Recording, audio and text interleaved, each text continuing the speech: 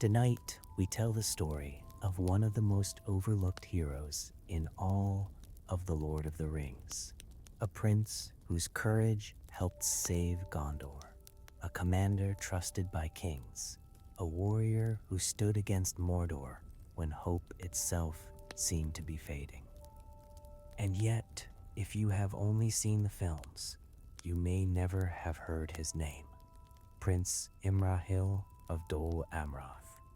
Unlike Aragorn, he was not the heir of ancient kings. Unlike Gandalf, he wielded no magic. Unlike Legolas, he carried no immortal legend from the elder days. He was simply a man, a noble man, a courageous man, and perhaps one of the finest examples of what Gondor could still become in its darkest hour. Tonight, we travel to the southern shores of Gondor, to white towers overlooking the sea, to the proud realm of Dol Amroth, and to the life of a prince whose story deserves far more attention than it usually receives. So before we begin, take a moment to like the video and subscribe if you enjoy relaxing journeys through Tolkien's world. And let me know in the comments where you're listening from tonight.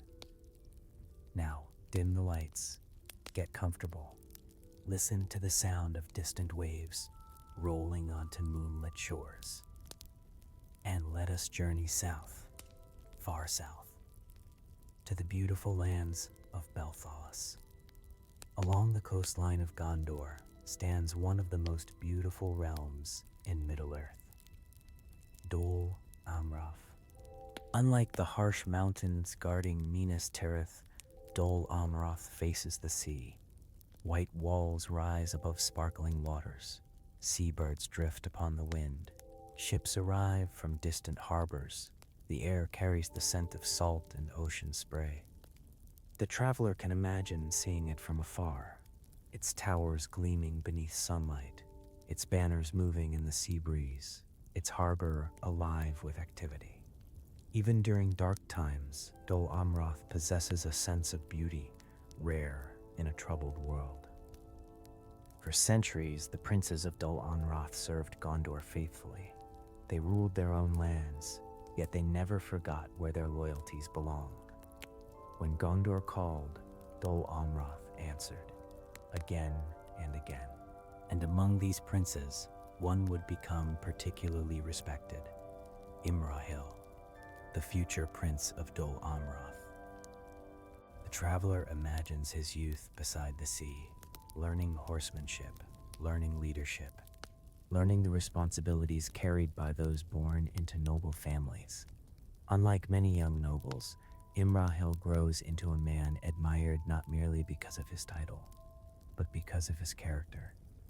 The people of Dol Amroth trust him. The knights respect him. The sailors follow him willingly. Such loyalty cannot be inherited. It must be earned. And over the years, Imrahil earns it completely. There is another reason he attracts attention. Tolkien hints that the blood of Numenor still runs strongly within him, more strongly than in most men of his age.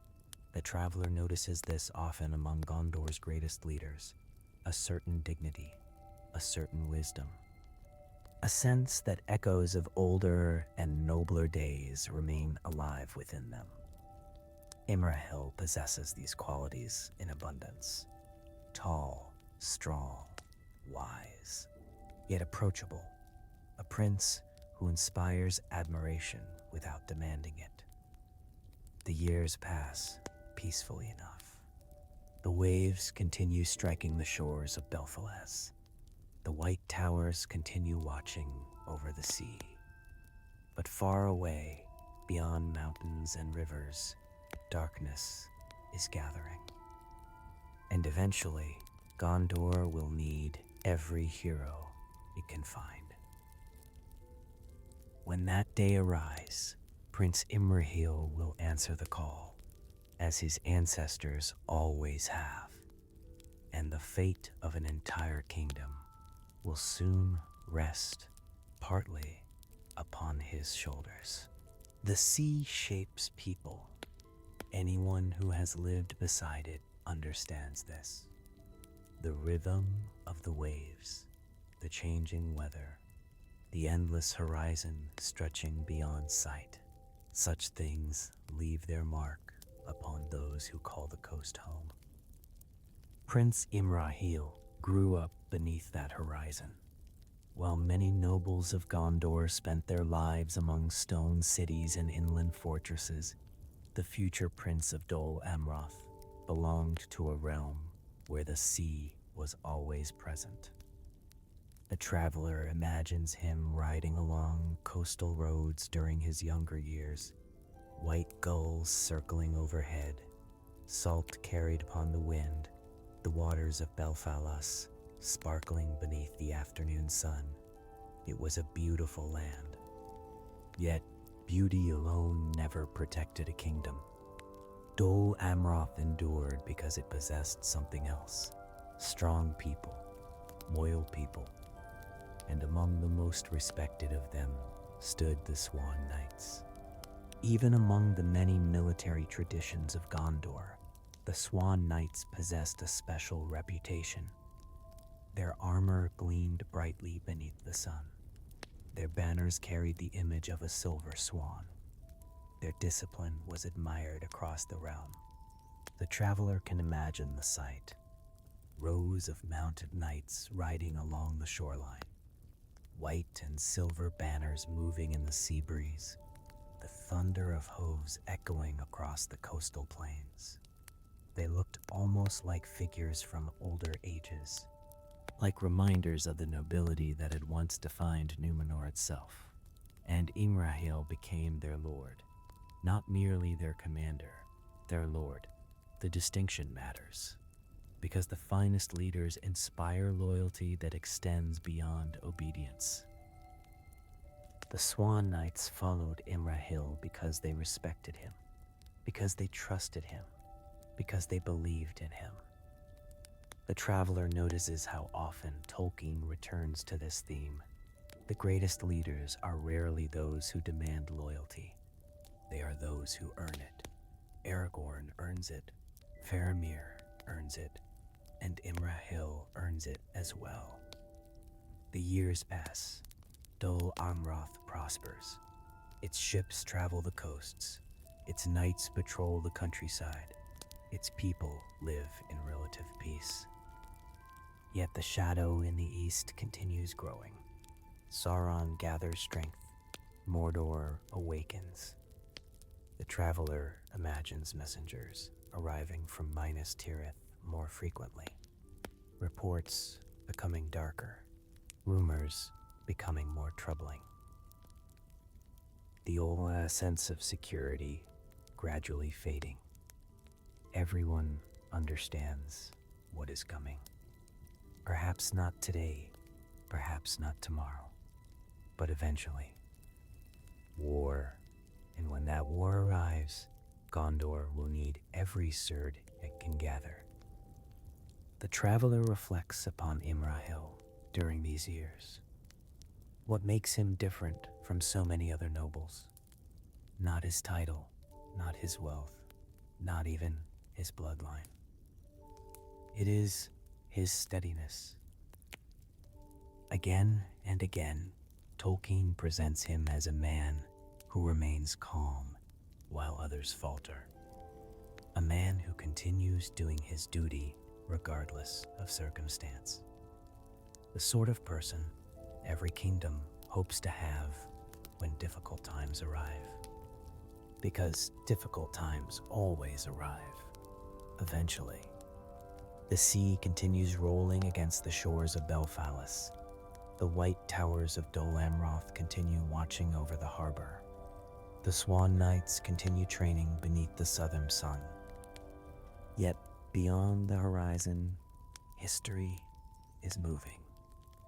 The War of the Ring approaches, and soon Gondor will send out a call for aid, a call for courage, a call that Prince Imrahil will answer without hesitation. When Minas Tirith stands alone against the greatest army Mordor has ever assembled, One of the first great lords to arrive will be the Prince of Dol Amroth, leading hundreds of Swan Knights, leading thousands of soldiers, leading hope itself into a city preparing for siege. For the peaceful days beside the sea are ending, and the greatest chapter of Imrahil's life is about to begin. Let us leave the sea behind. The white shores of Dol Amroth fade into the distance. The gulls disappear. The sound of waves becomes only a memory. For far to the east, another sound now dominates Gondor. War drums. The shadow that had been growing for decades has finally revealed itself. Mordor marches. The traveler imagines the roads leading toward Minas Tirith during those tense days. Messengers riding without rest, farmers abandoning distant villages, soldiers gathering from every corner of the kingdom. Everywhere, people understand the same truth.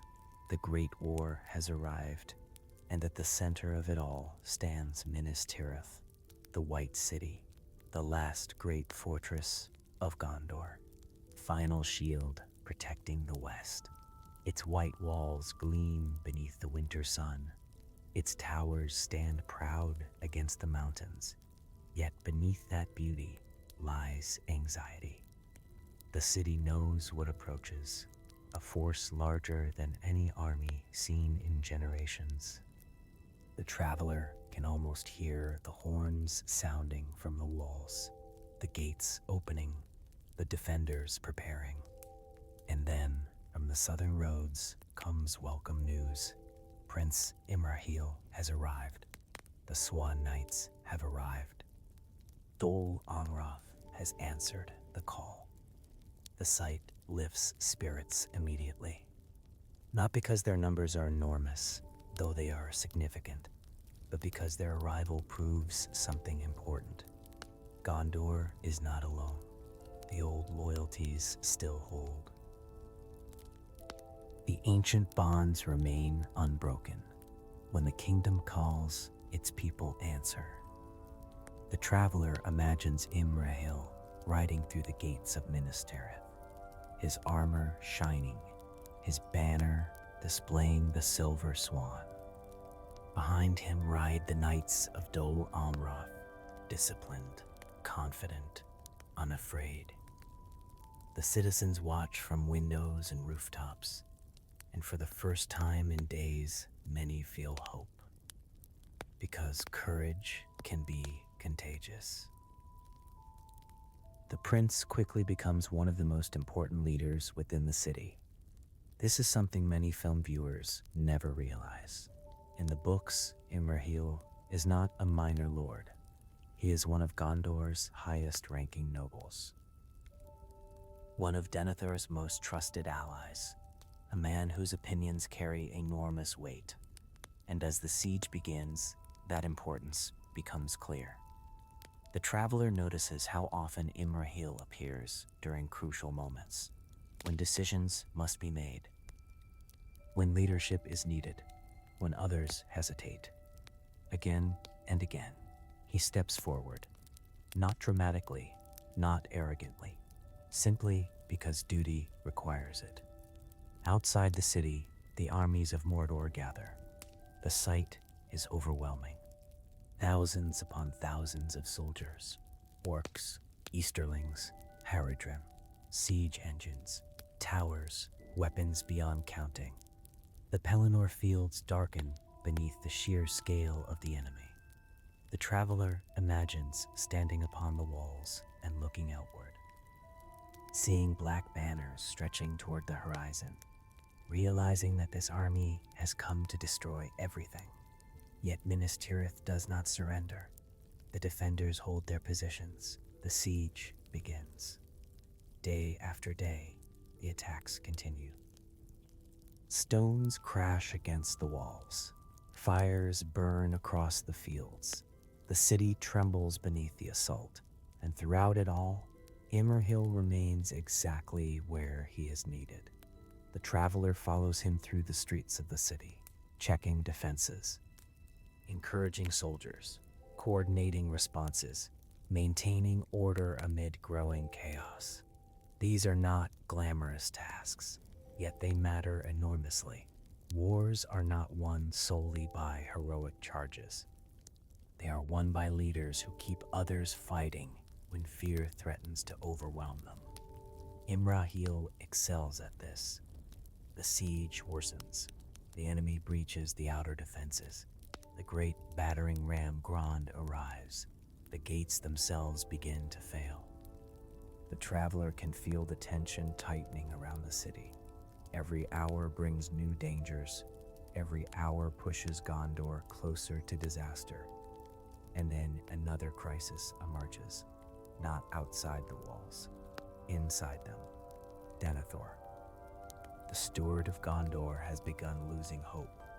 Years of responsibility, years of grief, years of struggle finally break him. The traveler notices the contrast immediately. As Denethor falls deeper into despair, Imrahil remains steady. As others begin losing faith, Imrahil continues focusing on duty. This difference will soon become critically important, because Gondor is about to face one of its darkest moments, not merely from the armies outside, from despair itself. And when despair threatens to consume the city, Prince Imrahil will prove why Tolkien considered him one of Gondor's greatest heroes. For while many remember the great battle upon the Pelennor fields, fewer remember the lives he saved within the city itself. Lives that will shape the future of Middle-earth, including one man named Faramir. The siege continues. Outside the walls, the armies of Mordor press forward relentlessly. Inside the city, exhaustion spreads through every level of Minas Tirith. The traveler imagines sleepless nights, the distant glow of fires beyond the walls, the constant sound of horns and drums, the uneasy feeling that the world itself is holding its breath. Yet amid all the destruction, one of the greatest dangers facing Gondor is no longer outside. It is within the White City itself. Denethor has lost hope. The steward of Gondor, burdened by grief and fear, begins to see only defeat. The traveler notices how tragic this moment is. For many years, Denethor was a capable ruler, proud, intelligent, determined. But despair has become his enemy, and despair is often more destructive than any army. When news arrives that Faramir has returned gravely wounded, something breaks inside him. The beloved son who remains, the son he thought he had already lost. The final hope of his house. Denethor becomes convinced that all is finished. The traveler imagines the dark halls of the House of the Stewards, torches flickering against stone walls, servants moving nervously through corridors, rumors spreading from room to room. Something is wrong, very wrong. And among the first to recognize the danger is Prince Imrahil. The traveler follows him through the city. The battle still rages outside. Yet Imrahil understands that leadership means paying attention to threats wherever they emerge, not only upon battlefields. He sees what others begin to suspect. Denethor is no longer acting rationally. The steward has surrendered to hopelessness. This realization frightens him, because a city under siege cannot afford a leader consumed by despair. The events that follow become some of the most dramatic in the entire book. Faramir lies gravely ill. Denethor believes him dying. And in his grief, the steward resolves to burn with his son upon a funeral pyre. The traveler pauses here, because this moment reveals something essential about Imrahil's character. Many nobles might remain silent. Many might avoid confronting their ruler. Imrahil does not. Again and again in the text, he speaks honestly, respectfully, but honestly. He refuses to abandon reason merely because circumstances are difficult. When Gandalf rushes to save Faramir, Imrahil stands beside him. Together, they confront the tragedy unfolding within the city. Together, they prevent Gondor from losing one of its finest men. The traveler imagines the chaos of those moments. Flames, shouting, desperation. The city balanced between survival and collapse. And through it all, Imrahil remains calm, focused, reliable, exactly as he has been throughout the siege. Faramir survives. A future leader of Gondor is saved. And history changes because a few individuals refuse to surrender to despair. The traveler notices how often this theme appears in Tolkien's work. Hope is rarely loud, rarely dramatic.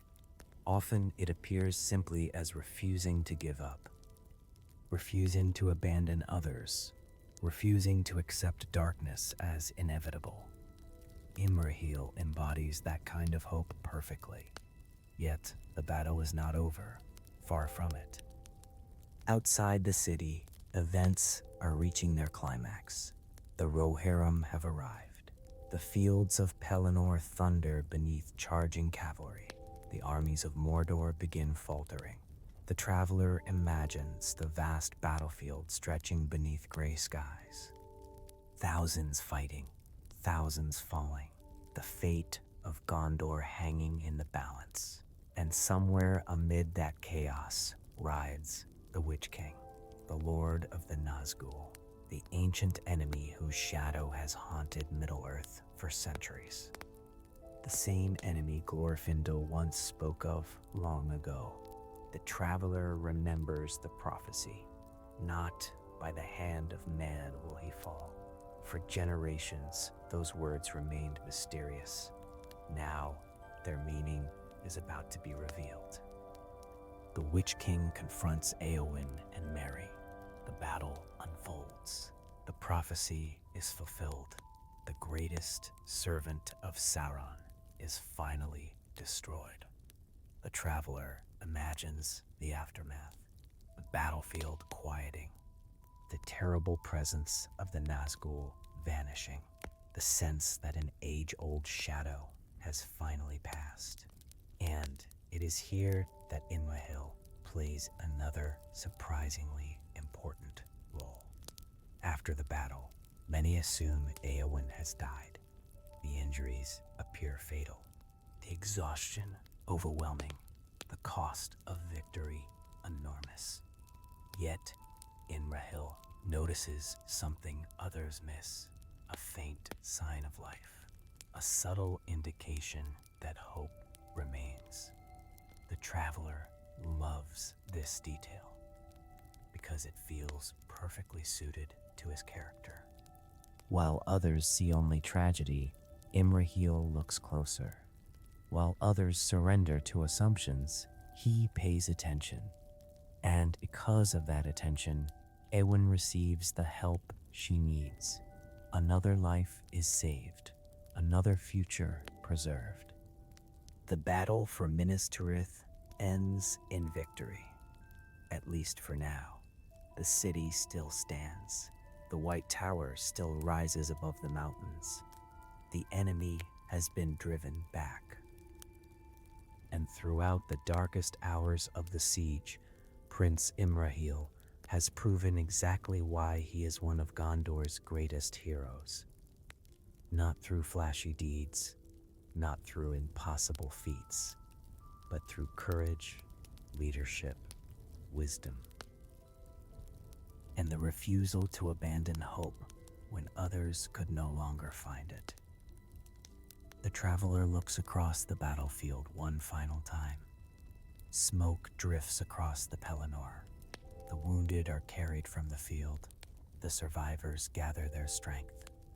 and among them stands the Prince of Dol Amroth, one of the last great knights of Gondor, a man who helped save the kingdom when it needed him most. Yet, one final chapter remains, for the war is not over. Aragorn has come. The Black Gate still stands, and before peace can return to Middle-earth, Imrahil must ride into danger one last time. The Battle of the Pelennor Fields is over. The city still stands. The banners of Gondor still fly above the walls. The White Tower still watches over the land. Yet no one mistakes victory for peace. The traveler imagines the days following the battle. The wounded fill the houses of healing. Messengers arrive with fresh reports. The people of Minas Tirith begin rebuilding what was damaged. For a brief moment, there is relief. A chance to breathe, a chance to rest, but only a chance. Because everyone understands the same thing. Sauron has not been defeated. Not yet. The armies of Mordor remain vast. The Dark Lord still rules from Barad-dûr. The ring has not been destroyed. The greatest danger still lies ahead. The traveler follows Prince Imrahil through these uncertain days. His responsibilities remain enormous. The city requires leadership. The army requires organization. The kingdom requires stability. And once again, he provides all three. Not because he seeks recognition, because that is what good leaders do. They continue working after the battle ends. In many ways, these quieter moments reveal more about Imrahil than the fighting itself. The traveler notices how often Tolkien associates true nobility with service. Not titles, not wealth, service. The willingness to place duty above personal comfort. Again and again, Imrahil embodies this ideal. The arrival of Aragorn changes everything. The heir of Isildur has finally revealed himself. The long-awaited king has returned. Many men might feel threatened by such a moment. A proud prince might fear losing influence. A lesser leader might become jealous. Imrahil does neither. The traveler finds this deeply admirable. He immediately recognizes what Aragorn represents. The return of hope, the return of legitimate kingship, the return of a future stronger than the present. And so he supports him completely, without hesitation, without resentment, without conditions. This tells us almost everything we need to know about his character. His loyalty belongs to Gondor first, always. The traveler imagines the Great Council before the march to the Black Gate. The leaders of the West gathered together. Aragorn, Gandalf, Eomer, Imrahil. The discussion is grim. No one believes they can defeat Sauron's armies through force alone. The numbers simply do not allow it. The coming march is not intended to win a conventional victory. It serves another purpose: to distract the Dark Lord, to draw his attention away from Frodo and Sam, to buy time. The traveler feels the weight of that decision. Every man present understands the risks. Many know they may never return, yet they agree. Because sometimes courage means advancing despite the odds, not because success is guaranteed, because the alternative is worse. And so Prince Imrahil rides once more. The silver swan banners of Dol Amroth move beside the standards of Gondor. The army marches east, toward Mordor, toward danger, toward what may be their final battle. The traveler imagines the long road, the barren landscape, the growing shadow of the mountains, the sense of approaching something ancient and terrible. Yet there is also a strange peace among the soldiers, the peace that sometimes appears when difficult choices have already been made. No one marches because they expect glory. They march march because the world depends upon it. At the Black Gate, Imrahil stands among the captains of the West. The final confrontation approaches. The armies of Mordor gather before them. The odds are overwhelming. Yet no one turns back. The traveler can almost see the scene. The black walls, the dark banners, the countless enemies stretching across the plain. And among the defenders of the West stands the Prince of Dol Amroth, calm, steady, resolute, exactly as he has been throughout his life. The battle begins. History reaches its turning point, and then, far away within Mount Doom, the impossible happens. The ring is destroyed, Sauron falls, the Dark Tower collapses, the long war ends. The traveler pauses here, because for all the great heroes of the Lord of the Rings, victory depends just as much upon people like Imrahil, the dependable leaders, the faithful allies, the individuals who hold kingdoms together while legends unfold around them. When peace finally returns, Imrahil survives. His story does not end in tragedy, nor does it end in obscurity. He remains one of the most respected men in the reunited kingdom, a trusted ally of King Elessar, a prince whose loyalty helped secure the future of Gondor. The traveler imagines him returning to Dol Amroth after the war, the sea shining beneath the sun, the white towers welcoming him home, the sound of waves rolling against the shore. At last, peace. Real peace. Something his generation fought desperately to preserve. And perhaps that is why Tolkien admired characters like Imrahil so much. Because not every hero must be a king. Not every hero must carry a magical sword. Not every hero must fulfill an ancient prophecy. Sometimes a hero is simply a good man who remains faithful when the world grows dark, a man who does his duty, a man who protects others, a man who refuses to surrender hope. Prince Imrahil was such a man, one of Gondor's greatest captains, one of its finest knights, and perhaps the closest thing the Third Age ever produced to the noble lords of old Numenor. The waves continue rolling onto the shores of Belfalas. The white banners of Dol Amroth move gently in the sea breeze, and somewhere in those peaceful lands lives a prince whose story deserves to be remembered far more often than it is. Not because he sought greatness, but because greatness found him. The end.